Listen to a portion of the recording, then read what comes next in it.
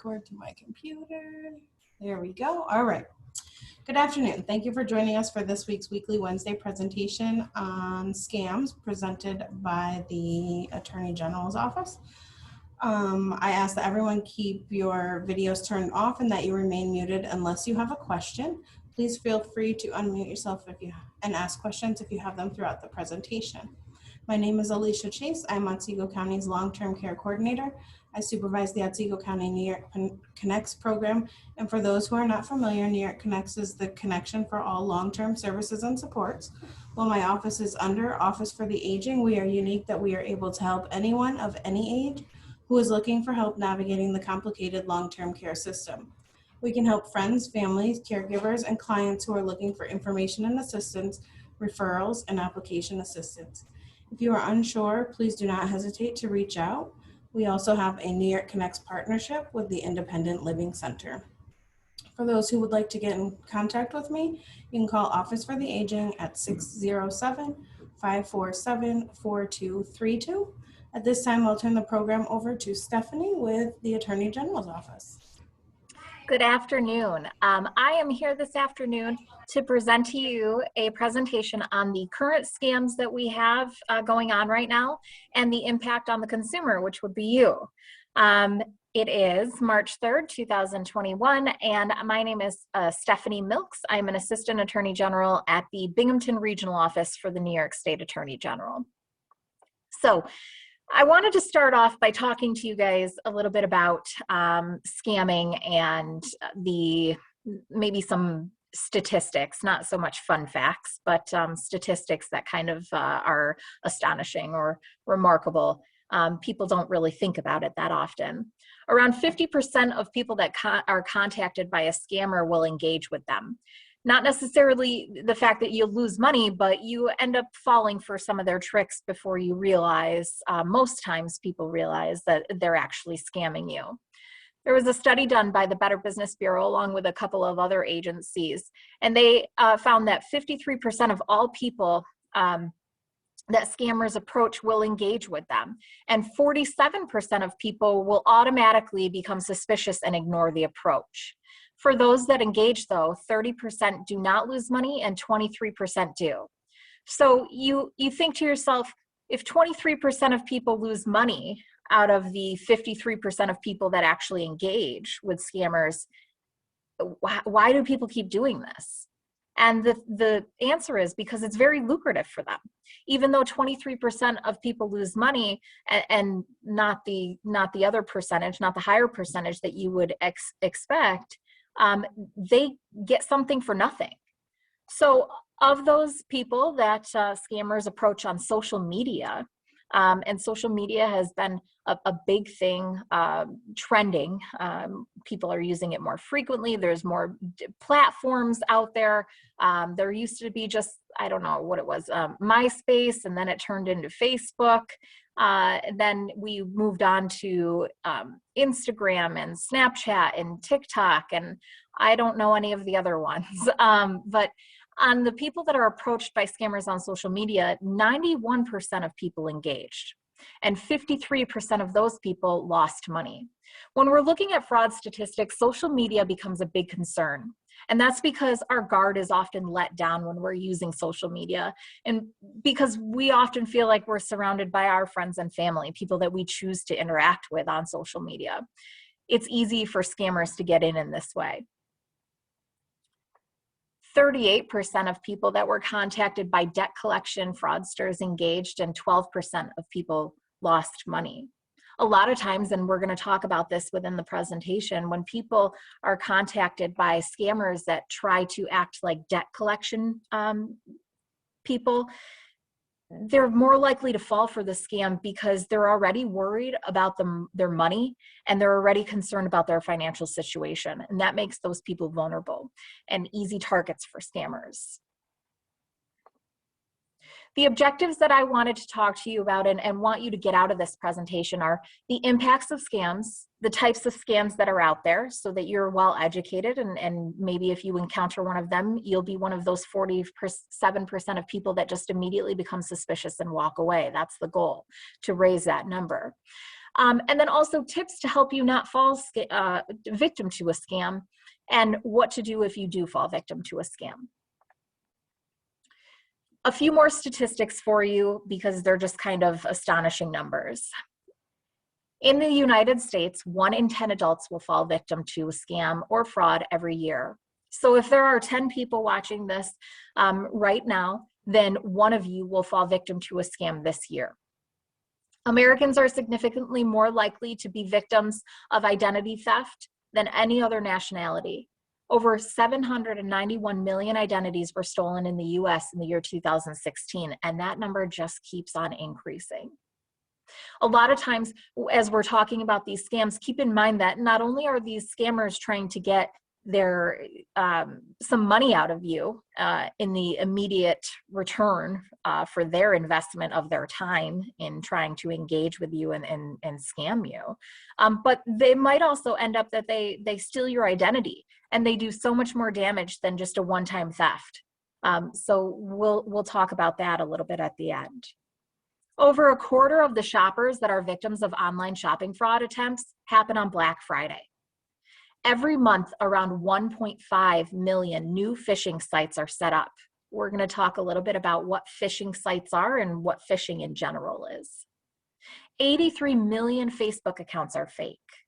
1 in 10 profiles on free dating sites are scams. And 1.3 million children have their identities stolen every year. The states with the highest per capita rates of reported fraud in 2019, surprisingly, New York was not one of them.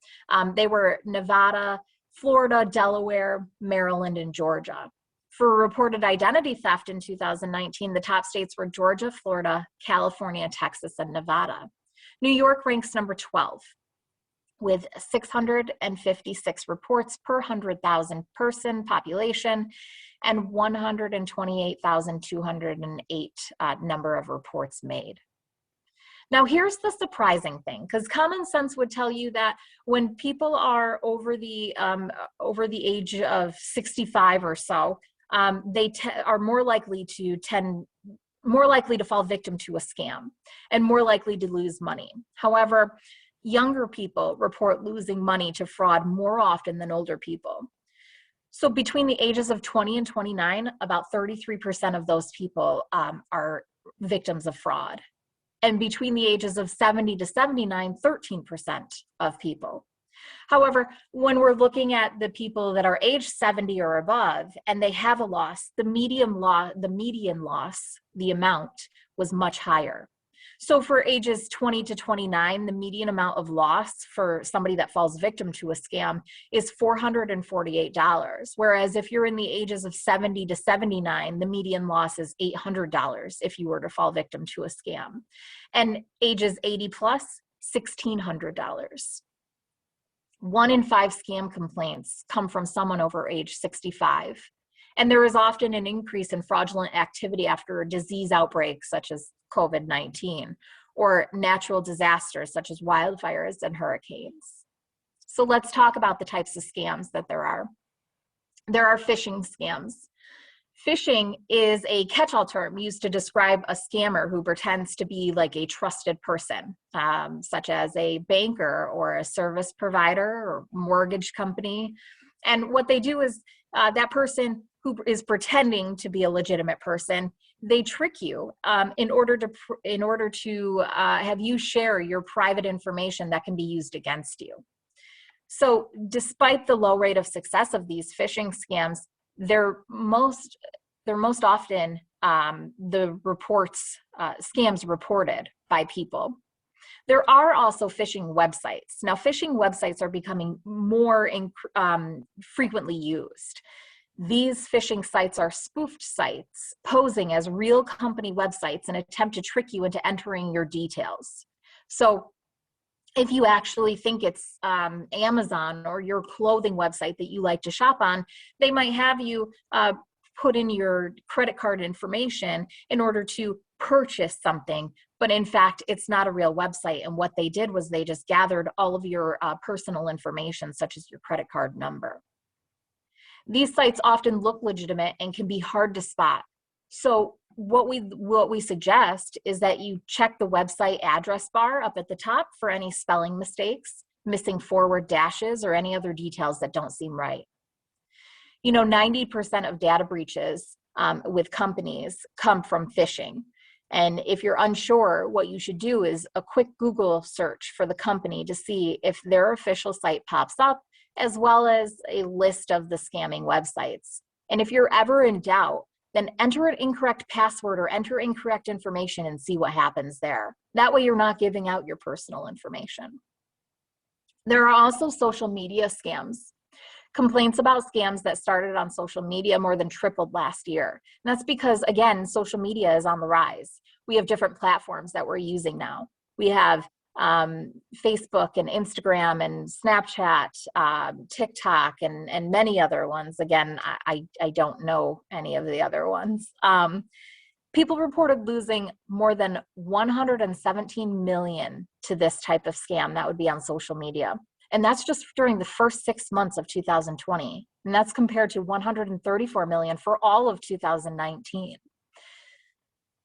Online shopping, romance scams, or economic relief and income opportunities are often the most reported scams. And generally, when we're talking about social media scams, and generally, we're talking about the platforms of Facebook and Instagram. There are also IRS scams. These people will send notice through the mail, email, telephone calls, maybe even text messages in attempt to gain access to your tax or banking information to steal your identity and your money. More than 2.4 million Americans are targeted by people pretending to be from the IRS each year. Generally, victims of this scam are threatened with arrest if they fail to pay back owed taxes. This can be a very scary scam for a lot of people. And a lot of people fall for it because of the threat of being arrested or any kind of legal action. If you're in doubt, please remember this. Number one, the IRS will never call and make threatening phone calls to you. And number two, when you're in doubt and you're just unsure, hang up and call the IRS yourself. Social Security scams is another one. These individuals will pose as benefits investigators, claiming that you have a problem with your Social Security account. At times, they'll tell you a number that has been suspended and give you a false number to call in order to resolve the issue. If you have somebody that you yourself, or you have somebody that you know that has fallen victim to this scam, you should report it directly to the Social Security Administration. Telephone scams is kind of an umbrella scam. So many of these other scams that we talk about can fall under the telephone scams, and that's same with email scams, social media scams, scams of those nature. These scammers will try to steal your money and personal information through telephone calls and text messages or robocalls, and those robocalls are getting way too frequent. How many people have gotten 3 or 4 phone calls today telling you that your car's warranty needs to be extended? They can convince you that you are getting free products or opportunities to invest your money, or even more. And sometimes they make threats of jail or lawsuits if a fee isn't paid. Scam calls in the United States have caused a total loss of $19.7 billion in 2020. That is an increase from $10.5 billion in 2019. So again, they're becoming way more frequent. When in doubt, hang up and call the place yourself. Call the Social Security Administration yourself. Call the IRS yourself. Don't rely on the fact that they're calling you and threatening you, because most if not all, of these organizations do not do that. We also have charity scams. Now, charity scammers, they take advantage of disasters and tragedies by pretending to be legitimate, and they play on people's emotions. They create fake organizations mimicking real ones. Sometimes they use these phishing sites and act like real ones that are out there and that you know, and they try to entice the generosity of those that are affected emotionally. There are 2 websites that rate not-for-profits, nonprofits, and they rate them based on their effectiveness and financial condition. And this can sometimes help consumers evaluate whether the solicitation that you're getting of a charitable donation is legitimate. Those two sites are Charity Navigator and GuideStar. We also have romance scams. So, finding love online can be a double-edged sword if you're not careful. It can be someone who lives near you or someone posing to be a doctor or a military officer stationed far away. Be careful, because these people create fake dating accounts, fake online profiles, and social media sites in attempt to find a match. And then they convince you, after playing up your emotions and getting you attached to them, to help them out financially. You have to understand the signs of these kind of situations. A lot of times these people will profess their love very, very quickly, or try to talk to you all the time in order to get you emotionally involved with them and attached to them. Again, we talked about this before during the statistics page that I had up, and around 10% of accounts on free sites are scams. So that's free online dating sites. There are significantly less on paid sites that are scams. We also have investment scams.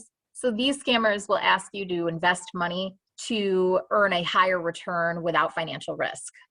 Companies then request you to bring in more people to do the same. They often need a constant flow of these new people investing in order to make money. So Ponzi schemes and pyramid schemes, these are great examples of investment scams, and you should be very careful about trying to enter into one of these. Nigerian scams. So this is probably the longest running scam, maybe one of the longest running scams that are out there. This scam involves a long, detailed email, sometimes letter, most of the time email, often from somebody claiming to have plenty of money that they just cannot access. They might tell you that they're from a country that has recently been in the news, and that they had a civil war, and that means that their money is tied up, or maybe that they're due a large inheritance, but there are some legal issues preventing them from gaining access to those funds. So what they do is they ask you for short-term financial help so that you in the long run can get more money. They're promising you riches and reward. These are known as Nigerian scams, mostly because the first wave was mainly from Nigeria. They prey on people's greed to get a very large sum of money for a little effort and a very little amount of money in the beginning. And they also play on the people's desire to be a hero to help somebody that's in need out. In 2018, you wouldn't think that these scams are still successful. And that makes you think, why are they still up and running? Well, how are people still falling for them? But people are. And in 2018, Americans lost $703,000 based on this type of fraud. So over the years, it might be not as successful as it used to be. They might not be getting millions of dollars from the scam. And by they, I mean scammers. They might not be getting all this money as they were, but $703,000 in 2018 is quite a bit of money. And as long as these scams are proving to be successful in any way to them, it takes very little effort on their end to engage and create this scam. So if they're getting some reward out of this, then they're going to continue conducting these scams and trying to get more victims. So over a 3-year period, 2017 to 2019, those Nigerian letter style scams have cost victims an average of $2,133. So if you were to fall prey to this scam, you would likely lose on average $2,133. And that's if you caught on by then and they didn't reoffend by asking for more money from you. We talked a little bit during the statistics page about online purchase scams and how A quarter of those online purchase scams happen on Black Friday alone. You understand why. I mean, Black Friday is a huge shopping day created by a lot of companies.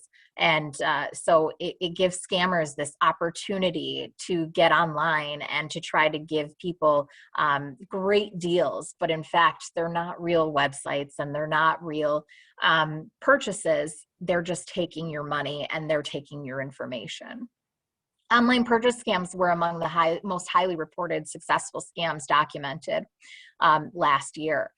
And again, that's because online shopping is becoming more and more frequent and more popular, especially with COVID-19 and people staying home and wanting to social distance. According to a bunch of studies, that these scams, they generally start on not so much phishing websites, like somebody pretending to or making a fake Kohl's page, let's say, and trying to get you to enter in your information there. But what you more likely see on online purchase scams are places like Craigslist or eBay or Etsy.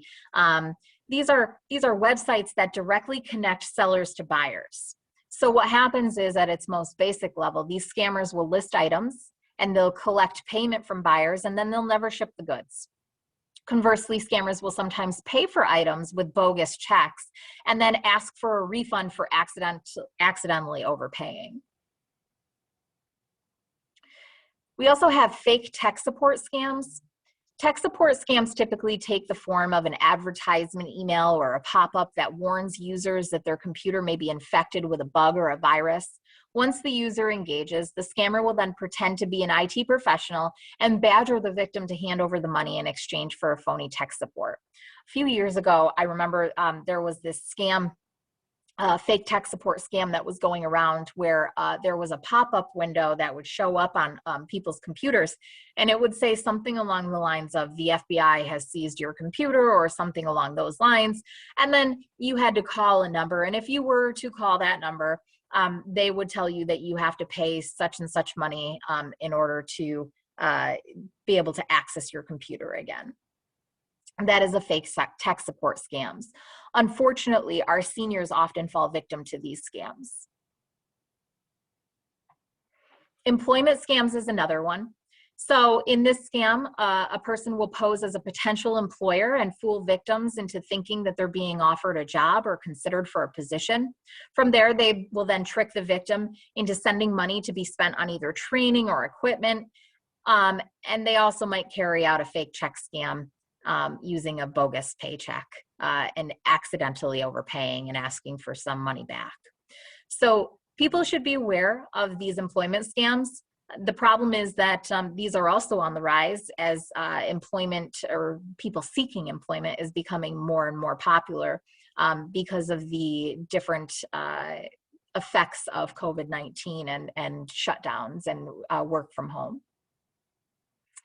Fake checks and money orders is always a popular scam.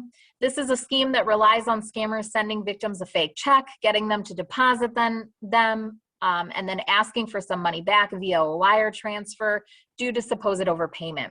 So as you can see from the past 3 scams that we've talked about, there are similarities in each one of them. A lot of times, if somebody is sending you a check and they're getting you to deposit it, they're trying to do this in a very short period of time, whether it's through a fake check or money order scam, employment scam, the online purchase scams.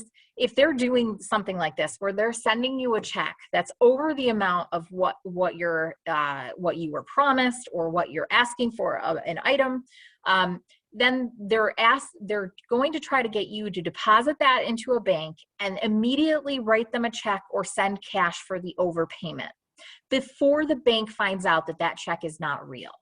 What that does is 2 things. You have sent them real money as the overpayment, and that's the theft. And then you're on the hook for the fake check and for that bouncing from the bank.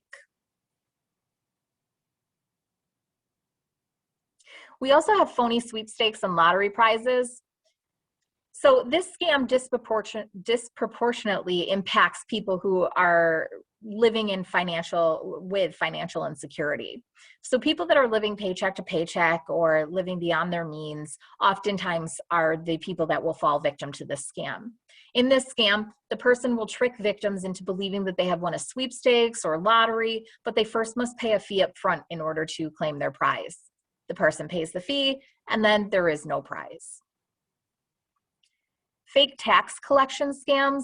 These people will pose as government tax collection agents and use threats of immediate arrest or other scare tactics in order to convince the victim to pay, often requesting that they put the money onto gift cards as payment. First of all, government employees will never ask you to put money into gift cards as payment for anything that is owed to the government. Secondly, the government is not in the habit of threatening to take legal action or scare tactics of immediate arrest. So if in doubt, and if somebody contacts you for something like this, you should immediately hang up and call the organization that they're pretending to be from to ensure that somebody is actually calling and that you owe something, you owe taxes.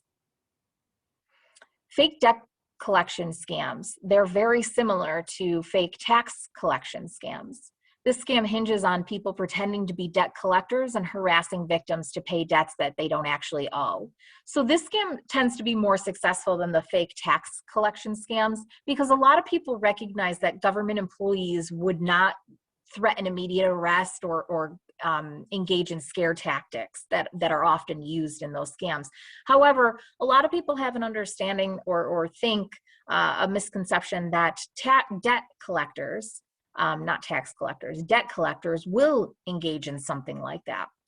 Whether that's true or not, a lot of times it ends up being a scam. So again, do thorough research and double check to make sure that you actually have money that's owed. We then turn to COVID-19. There are a lot of scams that have started progressing and becoming more successful because of COVID-19. And there are a lot of scams that started because of COVID-19 and that alone. Americans have lost more than 145 million to fraud related to the coronavirus. And the Federal Trade Commission has fielded over 200,000 complaints from consumers.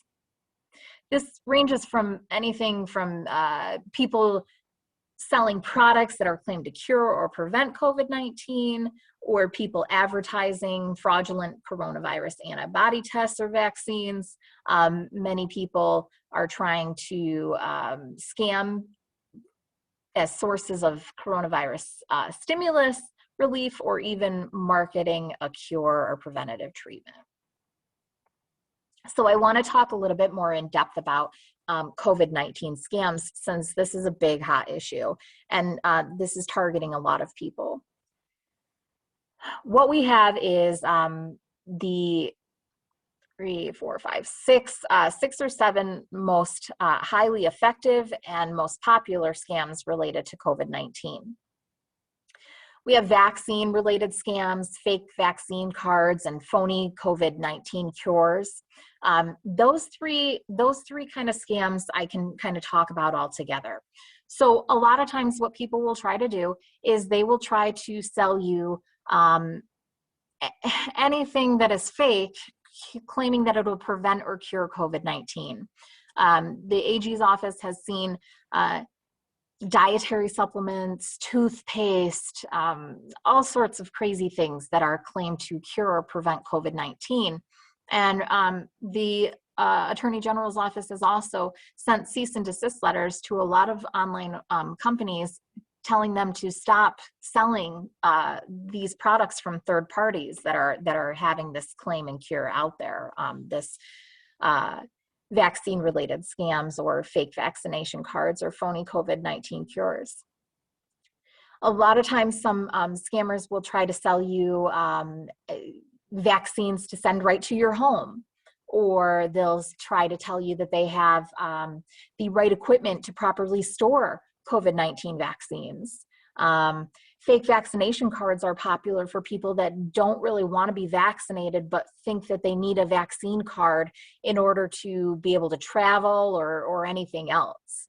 So be wary about these types of scams. In New York State, due to the health crisis and the emergency that's going on, no New Yorker can pay or is supposed to be paying for any kind of COVID-19 vaccine. As long as the health emergency is going on, there will be no charge for the COVID-19 scam, or I'm sorry, for the COVID-19 vaccine. I say that because you should be made aware, whether you have insurance or not, while there's a health emergency, you can get vaccinated without having to pay.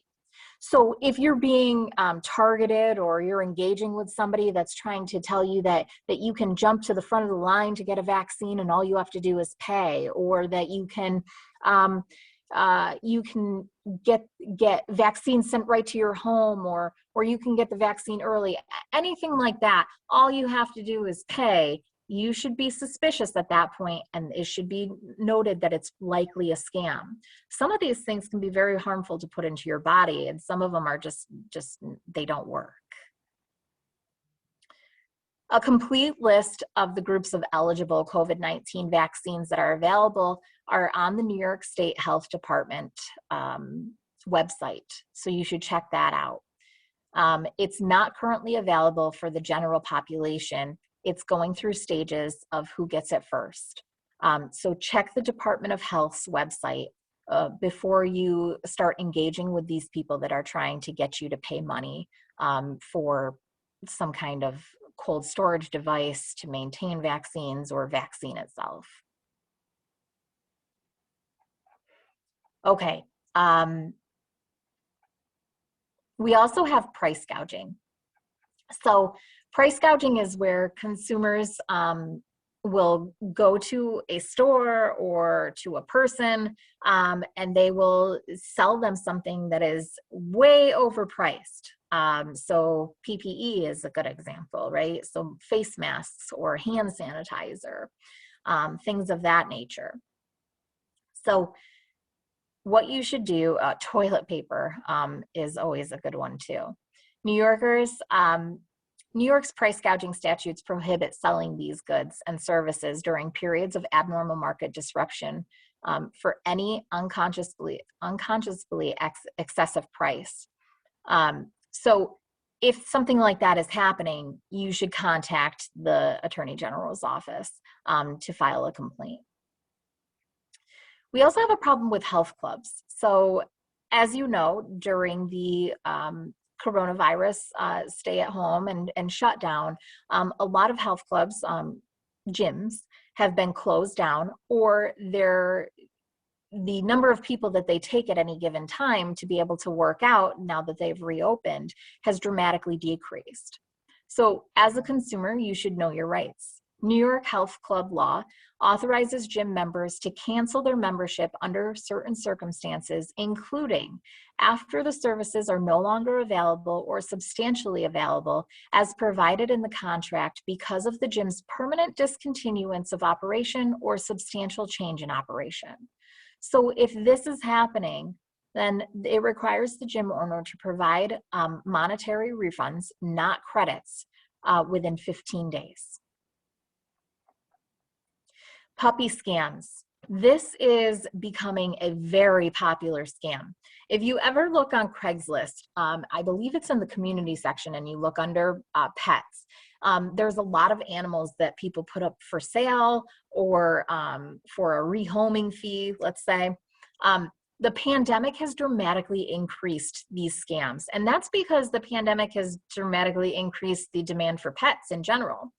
And so what happens is scammers will typically pretend to be breeders and refuse either in-person meetings, or they use COVID safety protocols as an excuse. So, hey, I can't meet with you in person because of COVID-19, but this is how much the puppies cost, and this is the down payment. Here's some pictures, and oftentimes they're pictures that they find online of just random dogs and purebred dogs that people are looking for and that are popular breeds. And they'll require a lot of times additional fees for like shipment of pets in protective crates or pandemic insurance or something like that. And then what happens is victims that fall for these scams, they'll pay the down payment and then they'll never talk to that person again. That person hasn't given that victim proper information of themselves. Maybe they have just an email or a phone number and that's it. And they're no longer able to contact that person. So they can't get a hold of that person by that email or phone number. It's completely shut off. They have no first or last name. They have no address. And the person has taken their deposit money and they don't receive a dog or anything in return. Recently, our office, the Binghamton Regional Office, received a complaint where somebody found I believe it was two puppies on a site like Craigslist or something from a breeder. They contacted the person. They met in a parking lot. They saw the puppies. They put down payments down on the puppies. They ended up paying for the full price of both of those puppies and getting the puppies in return. But then the puppies ended up dying from an illness. Please be aware, if you are getting a dog from a breeder, more often than not, and it should be a demand of yours if you're going to pay a pricey amount from a breeder for a puppy or for any animal really, that they should have them vet checked and they should have some kind of certification or records of that check and the vaccinations that they were given prior to you buying that puppy.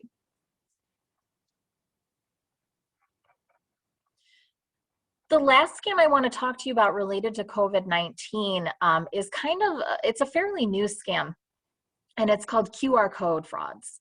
So QR codes are quick reference codes, and these are a lot different from, they're not the same thing as you see in like the grocery store or on a piece of clothing on the tag. Those are UPC and merchandise barcodes, right? But these are quick reference codes. So a lot of times what we'll see because of COVID-19, we're doing paperless menus at restaurants or other kind of paperless things. And so in order to access them, we use our smartphones, and we have a quick reference code that you put your camera on from your smartphone on, and it'll open up to either a website that you click on or some kind of page or advertisement for you right there. I have a picture of it. I don't know if you can see my cursor or not, but I have a picture of it here as an example. A lot of restaurants are doing this now for contactless menus to be COVID conscious and safe.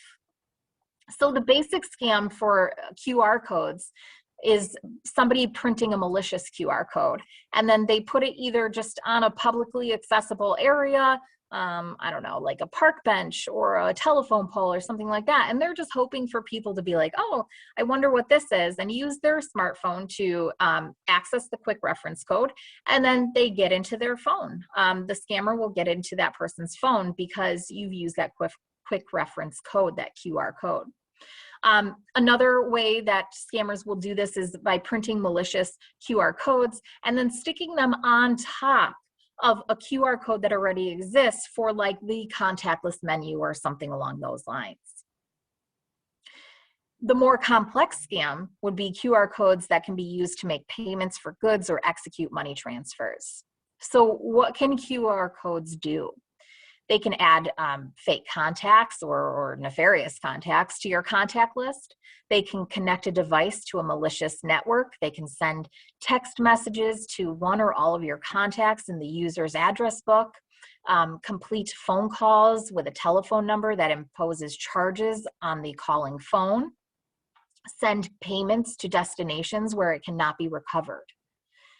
The tips that we have in order to protect yourself from the QR code scam, even though it's not super popular right now, but I believe it's up and coming, so you should be aware of this stuff. Do not scan a randomly found QR code. It is just not a good idea. Be suspicious if after scanning a QR code, it asks you for a login or a password. If that's requested, then just get right out of it. Do not scan QR codes received in emails unless you know they are legitimate. Do not scan a QR code if it's printed on a label and applied atop of another QR code. Ask a staff member to verify it's legitimacy first. The business might simply have you have updated their QR code.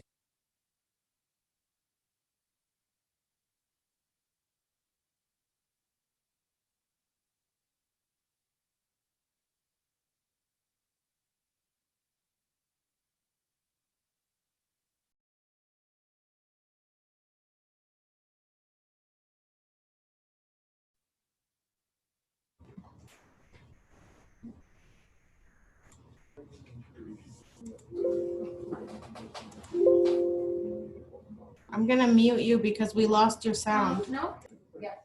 This is what.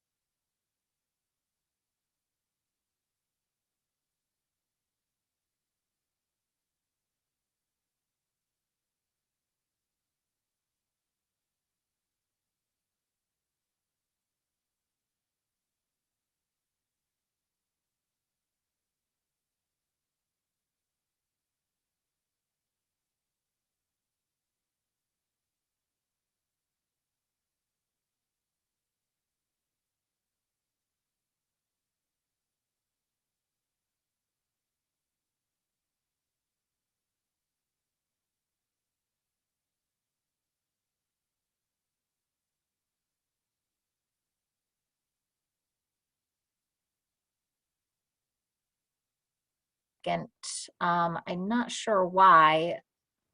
Alicia, can you hear me now? Okay, I apologize for that. Yes, I can hear you now.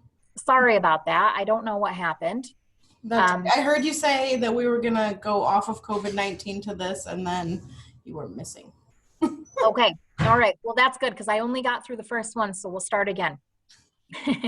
Thank you. Okay, so scams targeting elderly. All right, I want to talk about that a little bit. Seniors are often targeted because they tend to be more trusting and polite. You also tend to have financial savings, you own a home, and you have good credit. Seniors might not be able to do things around the house or things to their house that they used to be able to do, like physical work. Also, maybe faculties may diminish. Seniors might not hear as well, might not remember as well, and might get confused. But the number one reason why seniors are a target for scams is that you're least likely to report.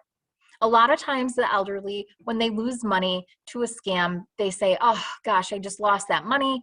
And then they kind of move on instead of reporting it. So what types of scams often target the elderly? And there's a few of them. I'm not saying that elderly or seniors are the only people that can fall for these scams, but these are more likely to target, these scammers will more likely target elderly or seniors with these types of scams. And I'm not saying that seniors can't fall for other scams that we've already talked about, but you should be aware of these. The first one is the grandparent scam. So in this scam, criminals will pose as a relative, usually a child or a grandchild, claiming to be in immediate financial need. Sometimes they call saying that, oh, I'm in this other country and I'm stuck here and I need money wired to me immediately. Or sometimes they call and say, I'm in jail and I need money immediately. And I can give you a real life example of this. My godparents, they're seniors, they live here locally, and you would never think that they would fall for such a scam. I would have never think this, and I bet you they would never think this either, but they did. So what happened was, they have a few grandchildren, and one day I got a call from my godmother, and she said, oh my gosh, my grandson is in jail in Rhode Island. And my husband is at the bank right now taking out $10,000 in cash as we were instructed to do. And I said, well, wait a minute, what's going on? Is he supposed to be in Rhode Island? And she said, no, he's not supposed to be in Rhode Island. He's supposed to be at college right here in Binghamton. So I asked her to please wait. She can take out the money if she wants, but do not do anything with it. It had to be according to the person that she talked to, in a certain size envelope, addressed to a certain location, sent via mail. It had to be done immediately. I asked her if she talked to her grandson. She said, yes, I talked to him. And I said, well, did you try to call back his cell phone? She said, no, I was told that it was broken in the car accident. So, of course, these scammers have come up with a huge story, played up on her emotion. She felt that she talked to her grandson. And in my prior job where I used to work, which was at a district attorney's office, I took an investigator when this phone call was made to me, and we did a little bit of investigating and some digging.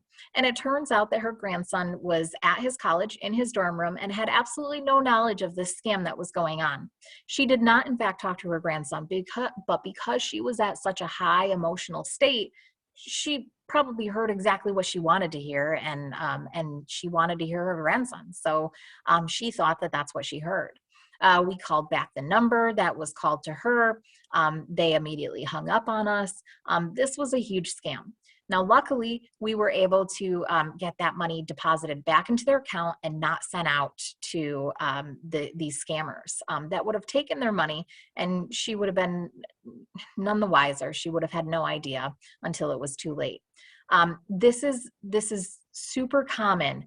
The grandparent scam is a very, very common one, and it works because it plays to people's emotions, especially the seniors that want to help their grandchildren or want to help their children. So just be very cautious of that.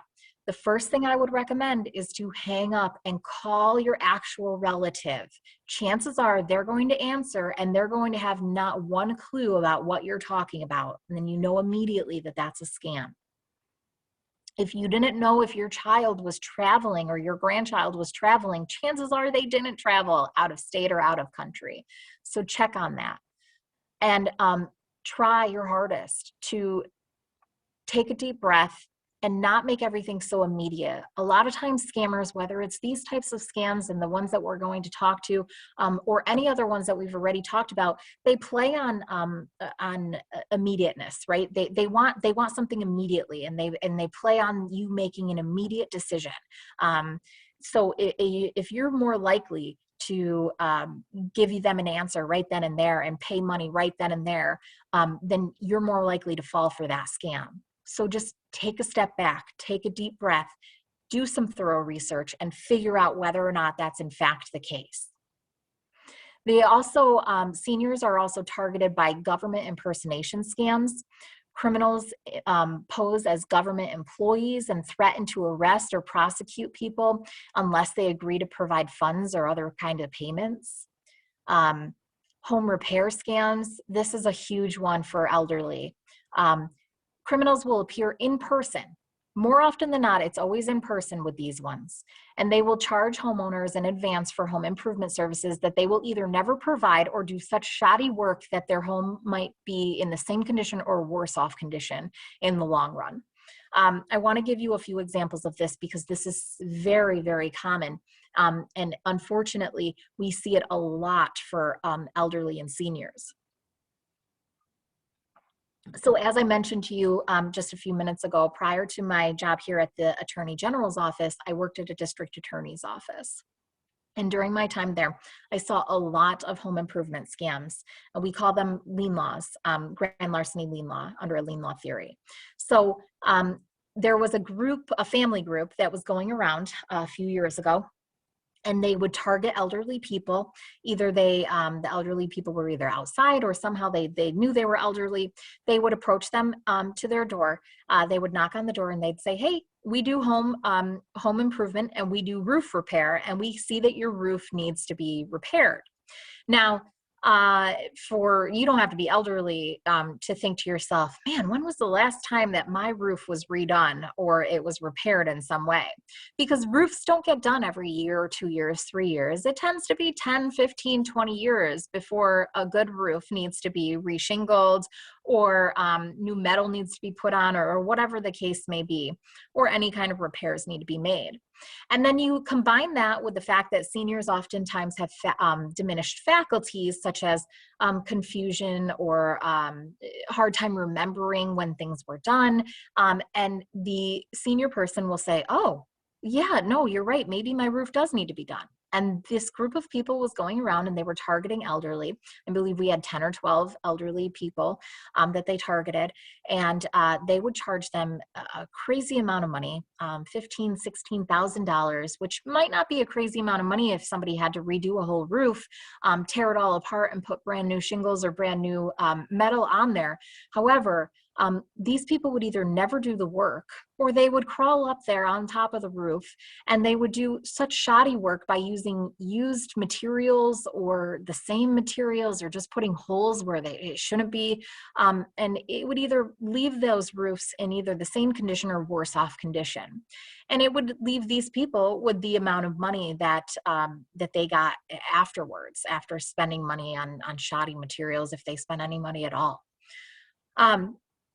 So as a result, these seniors, typically I think it would be hard pressed to find many people, if not seniors, crawling up on top of the roofs to double check and see what kind of work the construction worker that they hired has done.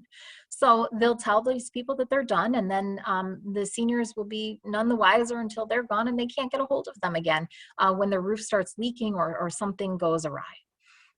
So that's one scam for home improvement repair. Another one that our office, the Attorney General's office, just civilly prosecuted by way of suing is driveway repair. So this is a very common one as well.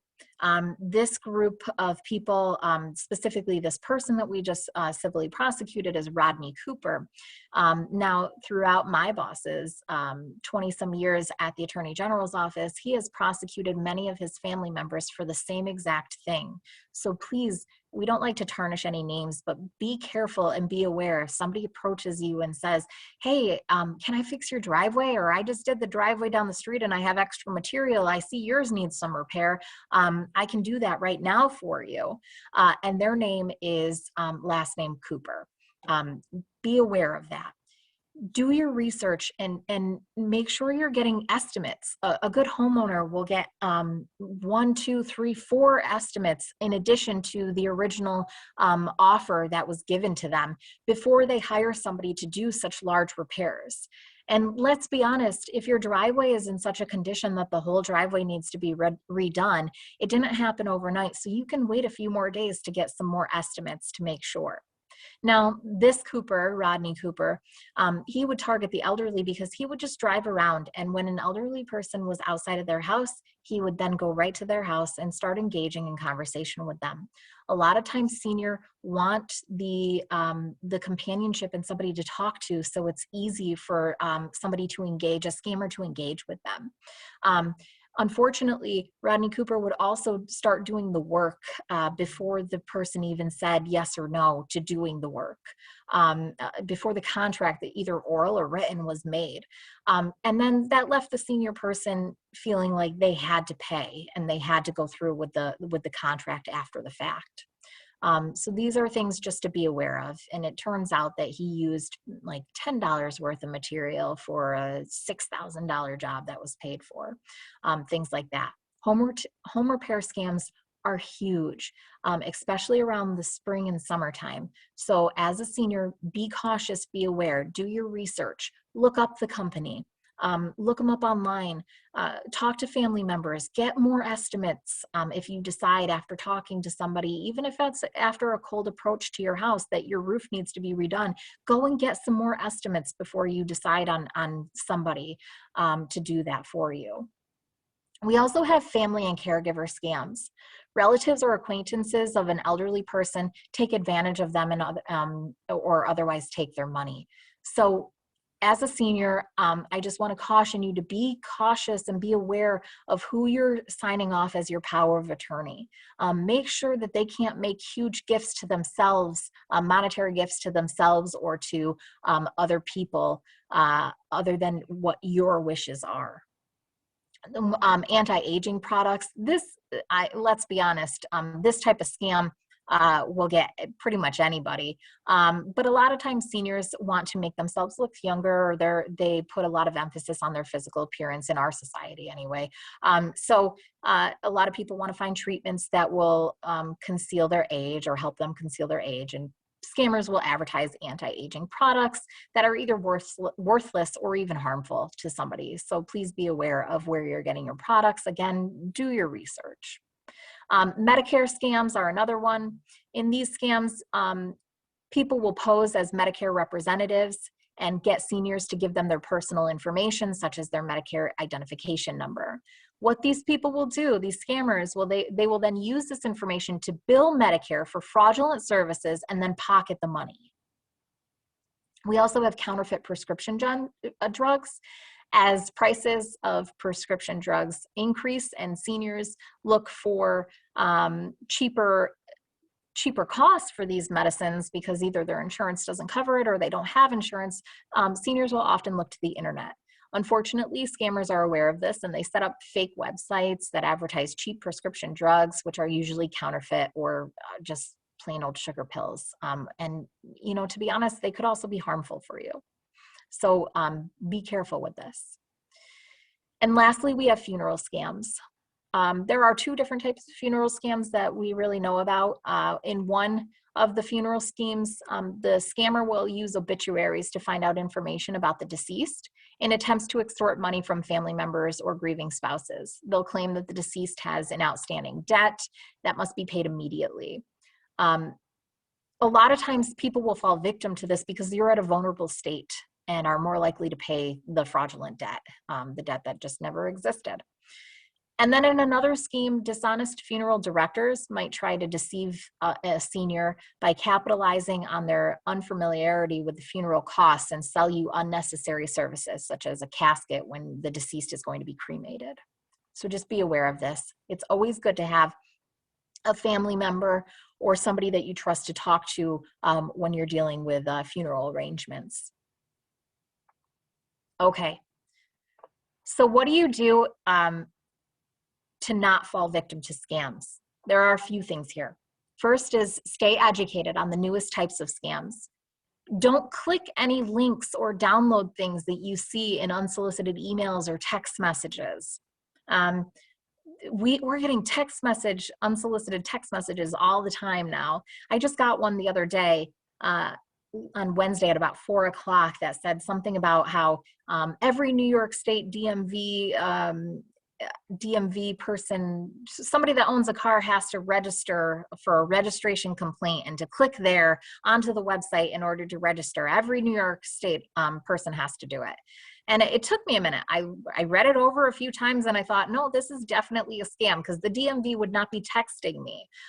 So make sure you're paying attention to that. There are other scams like, hey, because of COVID shutdown for 3 months, we're giving you three free months of Netflix. And then they give you a link. Don't click on that stuff. That is a scam. Because as the old saying goes, if it sounds too good to be true, it is.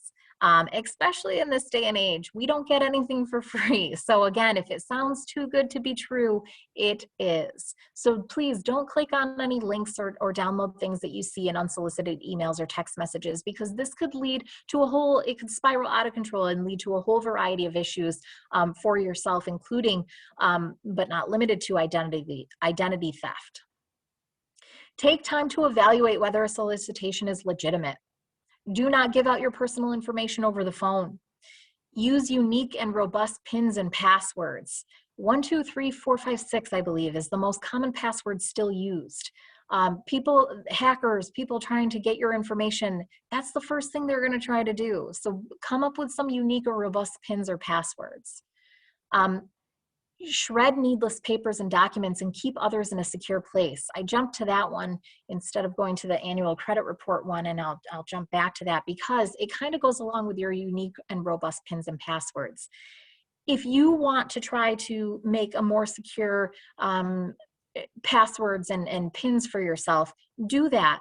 And then have some kind of a book that you keep in a very secure place in your house that keep your PINs and passwords in, so that you can pull it out. And because if you're afraid of remembering your password, and that's why you type in 1, 2, 3, 4, 5, 6, just get a little book, keep it in a very secure place at your house, that only you know about, that where you can go and find it when you need it and when you need to log into those places if you don't remember those PINs and passwords.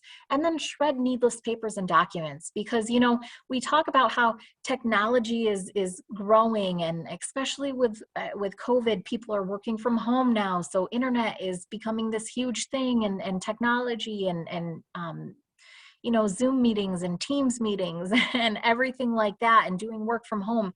But guess what? At the end of the day, even though scammers are getting more creative and using that technology, they're also turning back to the old ways of scamming, right?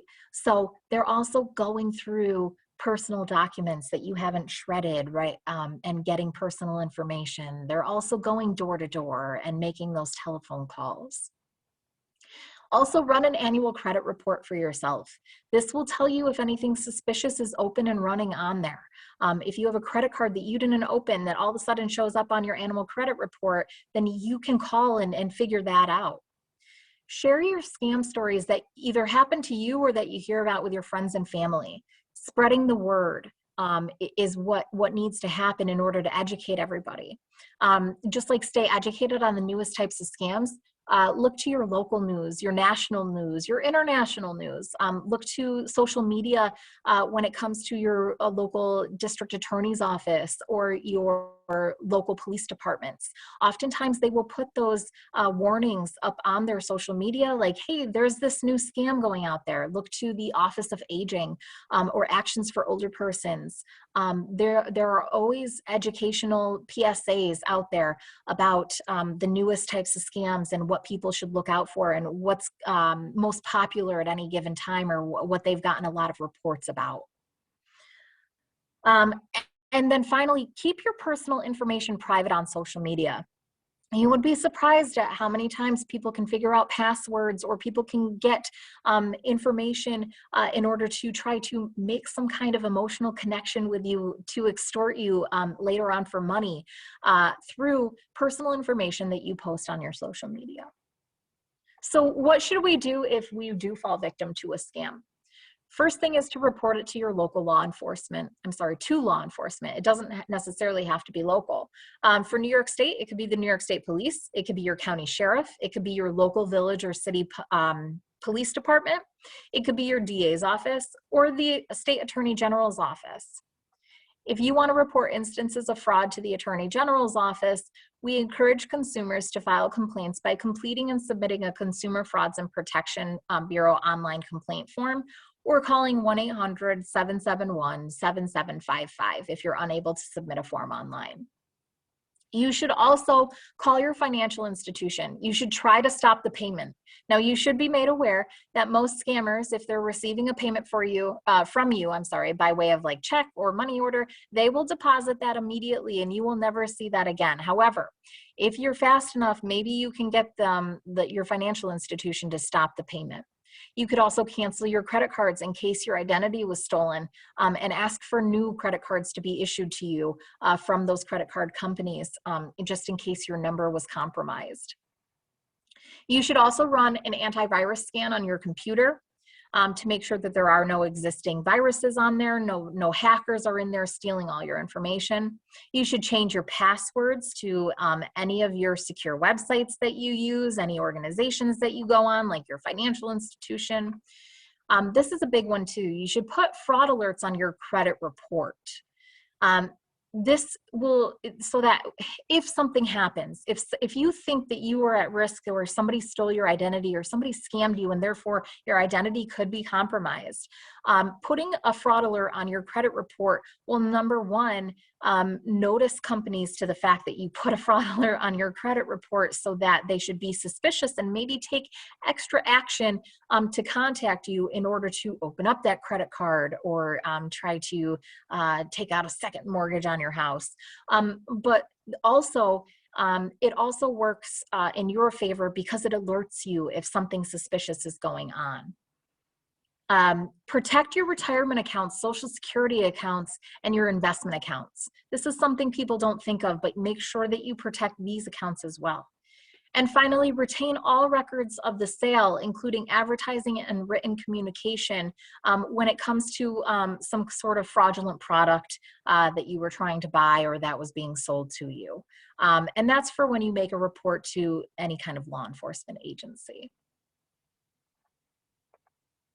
So that concludes my presentation. Again, if you are a victim of fraud, you're encouraged to file complaints to the Attorney General's office by either submitting that form online or calling the number on the screen. Our local office number for the Binghamton Regional Office is 607-251-2770. And if there are any questions or concerns, please feel free to reach out. Thank you so much. Thank you. Have a great day. You too.